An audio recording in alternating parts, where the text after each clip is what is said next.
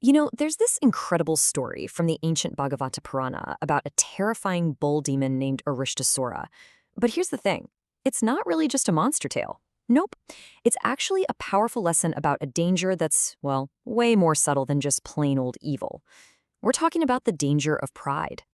So before we even get to the demon himself, let's kick things off with a question that really sets the stage for everything.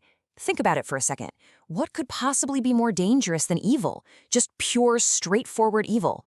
Well, according to this ancient wisdom, the answer is evil that pretends to be good. Evil that puts on a mask of righteousness. And that is the dangerous hypocrisy we are going to unpack together in this explainer. All right, so let's set the scene. Our story kicks off with exactly this kind of disguised demon. And his arrival, it isn't quiet or sneaky. Oh no, it's announced by the deafening roar of his own arrogance. So I want you to picture this. It's a peaceful evening in the village of Vrindavan, and suddenly the whole earth starts to shake. But this is no earthquake. It's the sound of thundering hooves, the hooves of Arishtasura, a gigantic bull demon sent by a tyrant king. The villagers are terrified, they're fleeing, the cows are scattering everywhere. It is just pure chaos. And right away, we get our first big takeaway. Evil, well, it rarely shows up looking like evil, right?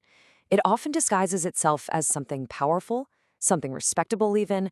I mean, the demon's impressive, powerful bull form, it's the perfect disguise for his truly destructive intentions.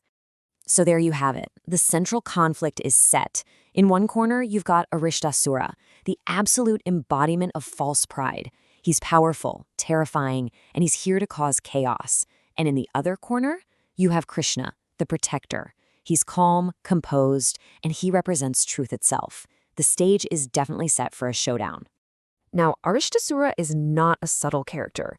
He roars, he digs his hooves into the ground, just totally convinced that he's invincible. His whole challenge to Krishna comes from this blinding pride. He genuinely believes there's no one who can stop me. Okay, so how does this whole thing play out? We're now at the turning point of the story. This is where calmness confronts chaos, and it's all leading up to the inevitable fall of that false pride. So you have this terrifying, roaring demon. How does Krishna respond? Does he meet aggression with more aggression? Does he roar back? Nope. He just steps forward. Calmly. The contrast is just, wow. It couldn't be more striking. And this calm defiance, it absolutely enrages the demon. So the bull lowers those sharp horns and just charges with everything he's got.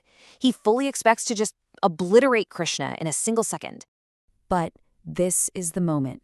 This is where everything changes. Krishna doesn't run. He doesn't even dodge. He meets that charge head-on. He grabs both of the demon's powerful horns and just stops him, cold.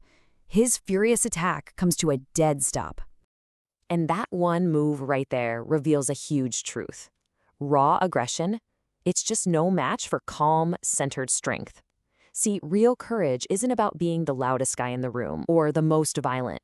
It's about having the firmness to stand up and protect the innocent. And once the demon's main weapons, his horns, are under control, the fight is over pretty quick. Krishna gives them a twist, throws the massive bull to the ground, and delivers one final decisive blow. And the point is made, right? Loud and clear. Ego. It doesn't matter how powerful it looks or how terrifying it seems, it will always crumble when it's confronted head-on by the truth. Okay, so we've seen this story play out. Now let's pull back the curtain a bit and really unmask this bull. What is all of this really about on a deeper symbolic level? You see, Arishtasura isn't just some monster. He's a really powerful symbol of hypocrisy, of, a fake, performative kind of righteousness. And his bull form is absolutely key because the bull often represents dharma, or sacred duty. So what Arishtasura really is the perfect image of someone twisting sacred ideas just to feed their own ego. So now we can see the two sides so clearly, can't we? Arishtasura's big roars and his aggression, they're not signs of strength at all. They're signs of a deep inner weakness that's just disguised as power. On the flip side, Krishna's actions show us that real righteousness doesn't need to shout.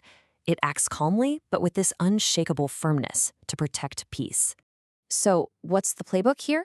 How does truth actually defeat this kind of disguised ego? Well, the story lays out a really clear four-step process for us. First, truth sees the hypocrisy for what it is. It looks right past the disguise. Second, it confronts that arrogance directly without any fear. Third, it dismantles that fake power with calm strength. And finally, with that victory, it brings true harmony back to everyone. And all of this brings us to the most crucial point of the whole story. Real spirituality, it's not about how you look or how loudly you claim to be righteous. It's all about having the quiet courage it takes to get rid of hypocrisy and to stand up for what's genuinely right. And that kind of leaves us with one final thought, doesn't it? I mean, this is an ancient story for sure, but this bull demon of pride, he's a timeless symbol. It really makes you stop and ask yourself, where do we see this kind of false pride, this hypocrisy disguising itself in our own world today?